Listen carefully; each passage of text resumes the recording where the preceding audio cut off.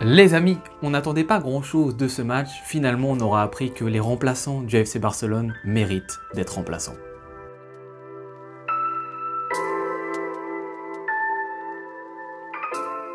Alors ce match, Cadiz FC Barcelone, situé entre le match aller et retour de Ligue des Champions contre le Paris Saint-Germain, comme je l'ai dit en introduction, on n'avait pas énormément d'attentes. Mais il n'empêche que ça restait un match à gagner. Pourquoi à gagner? Parce que nous sommes le Barça et en Liga, il faut gagner nos matchs, que la Liga n'est mathématiquement pas encore terminée. Également parce que les joueurs qui jouaient durant ce match sont des joueurs qui ont besoin de confiance, qui sont aussi des joueurs qui ont besoin de montrer des choses parce que durant la saison, on les a attendus ou ce sont des jeunes joueurs et on espère qu'ils vont réussir à s'améliorer et à progresser donc en leur donnant des minutes de jeu. Et dernier point, parce que pour une confiance globale d'un club et d'une équipe, il faut continuer tout simplement à gagner. Voilà, continuer sur notre bonne série du moment. Si on gagne ce match contre Cadiz, même si ce ne sont pas les titulaires phares qui sont en puissance contre Cadiz, c'est important pour l'effectif global et avoir une bonne dynamique.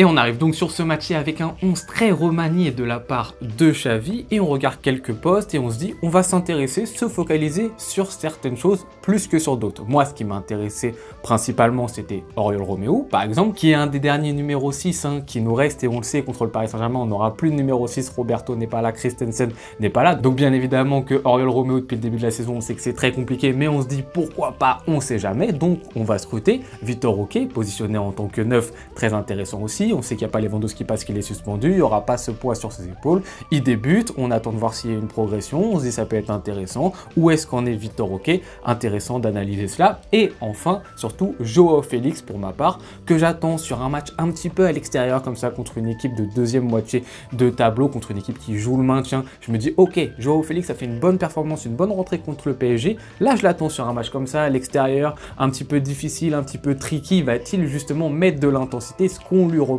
depuis le début de saison? C'est là aussi, dans ces petits matchs, qu'on attend qu'un Joao Félix il fasse la différence. Donc, c'était vraiment les 3 points sur lesquels j'étais vraiment focalisé. Mais malheureusement, comme vous l'avez vu, c'était un match vraiment insipide, où il s'est passé très peu de choses, un match techniquement où les deux équipes étaient en difficulté, beaucoup justement de pertes de balles, très peu d'occasions franches en fait, réellement pour ces deux équipes. Un match où on s'est vraiment ennuyé, surtout une première mi-temps où on s'est vraiment ennuyé.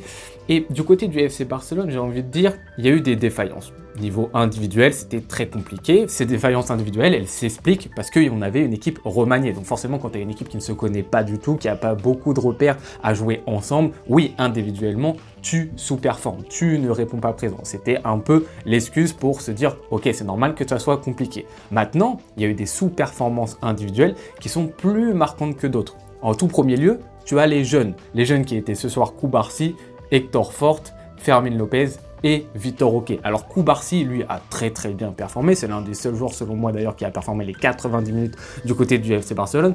Mais pour les 3 autres, ça a été un petit peu plus compliqué. Mais encore une fois, ce sont des jeunes. Donc, entre guillemets, ils ont des arguments pour se défendre de cette mauvaise performance. Vraiment, Héctor Fort ne fait pas du tout un bon match. Mais je me dis, pour un joueur qui n'a pas eu plus de 3 matchs titulaires en Liga cette saison, on peut l'accorder, c'est normal. Vitor Roque, 18 ans, qui vient du Brésil, etc. Il a des minutes de jeu. C'est normal que je ne l'attende pas sur une équipe qui est totalement remanié à être un excellent joueur. Fermín López a eu du mal, surtout en première mi-temps. En deuxième, ça va beaucoup mieux, mais ça reste aussi un très jeune joueur. Donc, ils ont encore cette excuse-là, même si ça ne les excuse pas de tout et qu'on a bien vu justement qu'ils n'ont pas encore les épaules totalement pour être des titulaires indiscutables tout de suite au Barça. Ils ont cette petite excuse. Ensuite, il y a les seconds joueurs, les joueurs un peu de niveau en dessous, dont j'attends pas forcément de très bonnes performance entre guillemets parce que je sais que c'est des joueurs qui ont vraiment un plafond de verre. Donc Marcos Alonso du côté du Barça qui fait un match vraiment pas très bon du tout. Monsieur passe en retrait, c'est vraiment un joueur yaourt nature, voilà, qui n'apporte rien de plus sur un match. Et Ferran Torres, voilà, Ferran Torres dans les 30 derniers mètres. Alors il est placé sur le côté droit, ça lui donne une excuse. Voilà, ailier droit, c'est pas son poste de préférence. Mais Ferran Torres, le niveau, il est abyssal également. Il revient de blessure aussi depuis pas très longtemps. Donc c'est aussi une autre excuse. Mais sur ce type type de joueur-ci, c'est très compliqué. On peut inclure dans ce type de joueur aussi Oriol Romeu. Et donc là, c'est compliqué, hein. Oriol Romeu, sur ce match-ci, il avait l'occasion, comme on l'a dit, pourquoi pas, de toquer à la porte et de se dire, ouais, pourquoi pas contre le Paris Saint-Germain, poste de numéro 6.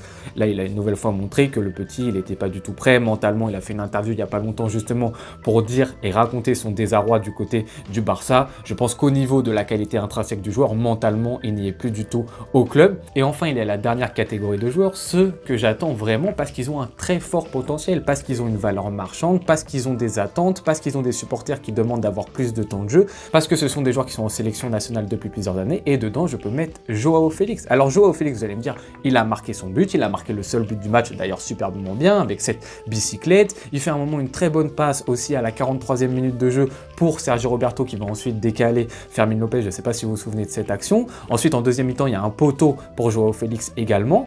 Mais Joao Félix, je suis désolé, encore une fois, j'en attends plus. Encore une fois, Joao Félix, c'est le joueur dans cette équipe, pour moi, qui a le plus grand potentiel sur la formation de départ contre Cadiz. C'est ce joueur-ci qui doit montrer dans les 30 derniers mètres que c'est un joueur qui a une valeur supplémentaire par rapport aux autres. Il y a beaucoup de gens qui disent « Oui, mais ça a été le meilleur offensif ce soir ». Oui, mais vous comparez donc votre Joao Félix adoré à Vitor Roque, à Fermin Lopez et à Ferran Torres. Vous le mettez à ce niveau-là, en fait. Votre niveau d'exigence autour de Joao Félix, c'est donc d'être comparé au joueur que je viens de vous citer.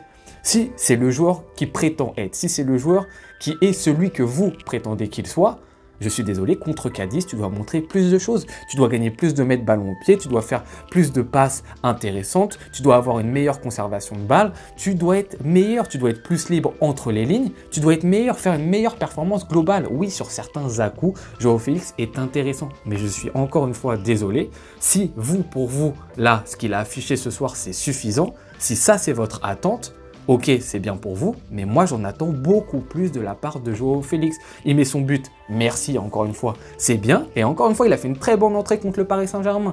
Mais pour moi, 90 minutes, c'est pas assez. Donc vous le voyez, il y a eu des défaillances individuelles, mais certaines s'expliquent plus que d'autres, ce qui a rendu un match vraiment, dans l'ensemble, quand même assez ennuyant. On va pas se mentir, Bon, on est à quelques jours du Paris Saint-Germain, maintenant, on va être concentré là-dessus, essayer justement comment régler ce problème de numéro 6, parce que Oriol Romeu, ce soir, il a montré que ça n'allait pas être lui la solution. Donc ça va être un sacré casse-tête justement pour Xavi. Est-ce qu'on va remettre le double pivot Frenkie de Jong à côté de Gundogan qui a montré qu'il y avait beaucoup de déséquilibre? On ne sait pas. On verra ça dans la vidéo pré-match, les amis, qui arrivera lundi. Je vous remercie beaucoup d'avoir regardé ce débrief. On se retrouve très bientôt.